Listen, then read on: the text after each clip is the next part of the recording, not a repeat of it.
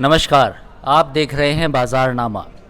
अगर आप electrical vehicle यानी कि कोई इलेक्ट्रिक गाड़ी ख़रीदना चाहते हैं तो ये खबर आपके लिए है, क्योंकि आप कोई भी ख़रीदारी करें तो इस खबर को देखें और समझें कि आखिर इलेक्ट्रिकल व्हीकल्स के बाज़ार में हो क्या रहा है और आप कैसे अपने पैसे बचा सकते हैं अगर कोई फ़ैसला आप जल्दी या देर में करते हैं।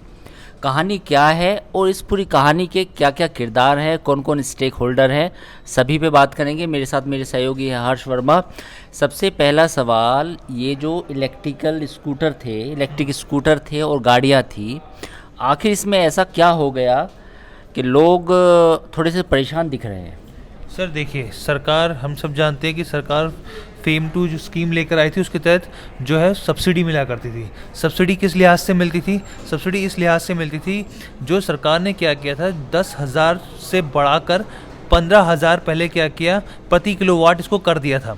लेकिन अब सरकार ने जब फैसला लिया, जो क्या कहते हैं, ये जून से लागू हुआ, उसमें क्या किया, उसको वापस घटा के 10 किलोवाट तक कर दिया गया। और यहाँ तक के जो सब्सिडी की बात है, जो फैक्ट्री के बाद निकलने का एक्स प्राइस जो होता है, उसमें जो सरकार है वो करीब मैं आपको बताऊँ 40% की सब्सिडी पर छूट देती थी, और उसको घटाकर उसका जो मैक्सिमम कैप है वो 15% कर दिया गया। अब क्या हुआ, देखिए, जो सबसे ज़्यादा यूएसपी थी किसी भी इलेक्ट्रिक टू व्हीलर की, वो ये थी कि भाई जो पेट्रोल की जो टू व्हीलर्स जा रहे हैं, एक तो पहली चीज़ कि भाई वो उसके आसपास के दामों में मिल रहे हैं, दूसरा पेट्रोल का खर्चे की जगह पे इलेक्ट्रिक व्हीकल वहाँ पे उसको सस्ता दिख रहा था।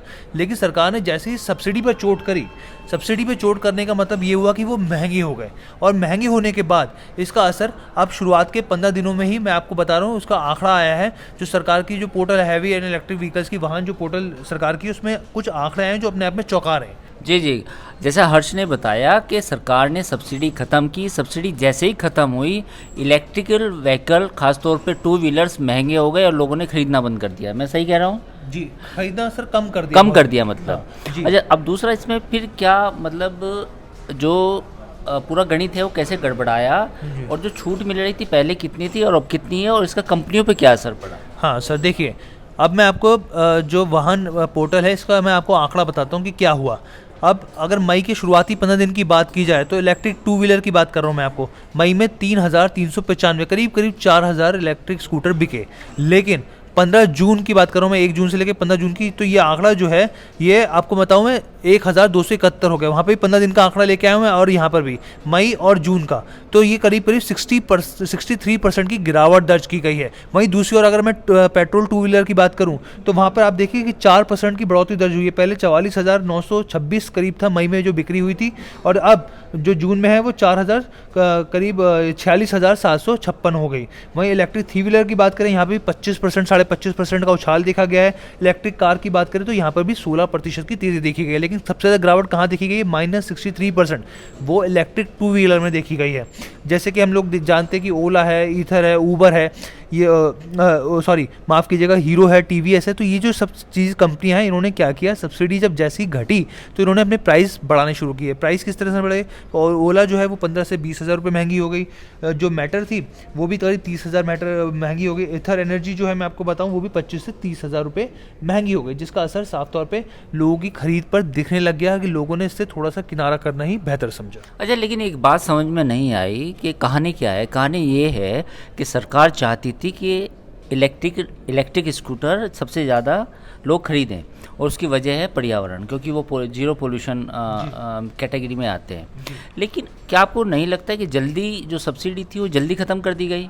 सर, इसके पीछे के 2 लॉजिक हैं। देखिए, सबसे पहला लॉजिक मैं आपको बताऊं, देखिए, सबसे पहला लॉजिक ये है कि सरकार ने क्या किया, जो फेम टू जो स्कीम लेकर आई थी सरकार 2019 से लेकर ये जो 2024 मार्च है तब तक के लिए लेके आई थी। इसके लिए सरकार ने 2 लक्ष्य रखे थे। पहला लक्ष्य रखा था कि 10 लाख इलेक्ट्रिक व्हीकल बेचना 5 साल के लिए। जी, 5 साल के लिए। और दूसरा जो लक्ष्य रखा था कि भाई 10,000 करोड़ का हमारे पास फंड है, तो ये रहेगा।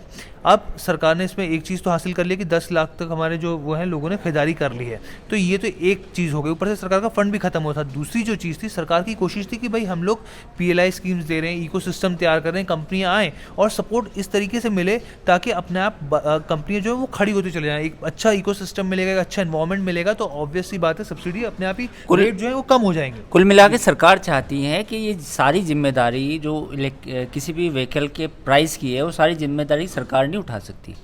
सरकार ये चाहती है कि कंपनियां भी अपनी तरफ से कंपोनेंट को सस्ता करें जी ताकि जो ओवरऑल दाम है वो नीचे आए जी। और लोगों की पहुंच में आए। सरकार तो बूस्ट कर ही रही थी ना सर, इससे पहले फेम 1 जो आई थी स्कीम, वहाँ तब भी बूस्ट किया, तब भी करीब अच्छा खासा सरकार ने जो बजट था उसके लिए अलॉट किया। फेम 2 स्कीम आई तो उसके लिए भी अलॉट किया। हर तरीके से आपको, यहाँ तक कि अगर एक्स प्राइस भी आ रहा तो उस पर भी मैन्युफैक्चरर्स को मैं आपको बताऊँ कि 17,000 से लेकर 60,000 तक की छूट मिल रही थी। लेकिन इसमें कुछ खबरें ऐसी भी आई थी कि कुछ सब्सिडी में गड़बड़ भी कर दी कुछ कंपनीज ने। देखिए वो जो उसकी शर्त होती है कि 50% तक की भाई आपको भारत के अंदर मैन्युफैक्चर करना चाहिए, लिथियम आयन बैटरी का इस्तेमाल होना चाहिए, तो उसमें बहुत सारी टर्म्स एंड कंडीशन थी। तो इस तरह के समझ में आई थी, खबरें आई थी कि झोल वहाँ पर हो रहा है। लेकिन सरकार की नज़र थी और उसके ऊपर से फिर सरकार ने जुर्माना भी लगाया था उनके ऊपर जो कंपनियाँ थी। तो वो मुद्दे पर हम उस तरफ जाएंगे तो काफ़ी गहरी चर्चा हो जाएगी और लंबी हो जाएगी। लेकिन यहाँ पर मैं आपको बताना चाहता हूँ कि ये जो स्थिति बन रही थी इसकी वजह से अब जो बिक्री है साफ तौर पे कंपनियों पे चोट नज़र आ रही है और इसका असर हल्का फुल्का शेयरों पे भी नज़र आ रहा है। देखिए पिछले कुछ दिनों में खासतौर पे 2-3 कारोबारी सत्र में ऑटो सेक्टर के कुछ स्टॉक्स पे दबाव देखा गया है। हालांकि कुछ एक स्टॉक ऑलरेडी आगे बढ़ रहे हैं, लेकिन कुछ जो मेजरली जिन्हें कहा जाता था कि ईवी पे ज़्यादा फोकस है, उन स्टॉक्स में गिरावट भी देखने को मिली है। तो कुल मिला के कहानी ये है कि सरकार ने सब्सिडी को कम किया तो कंपनियों ने दाम नहीं घटाए और लोगों ने इलेक्ट्रिक स्कूटर खरीदना कम कर दिया। तो आगे देखते हैं आगे इस स्पेस में क्या होता है, क्या संभावना है, क्या सरकार फिर से सब्सिडी देगी या फिर कंपनियां खुद दाम घटाएंगी। बाज़ारनामा में आज इतना ही। बाकी खबरों के लिए आप देखते रहिए बिजनेस टुडे बाज़ार। वीडियो पसंद आया तो हमें लाइक, कमेंट, शेयर और सब्सक्राइब जरूर करें।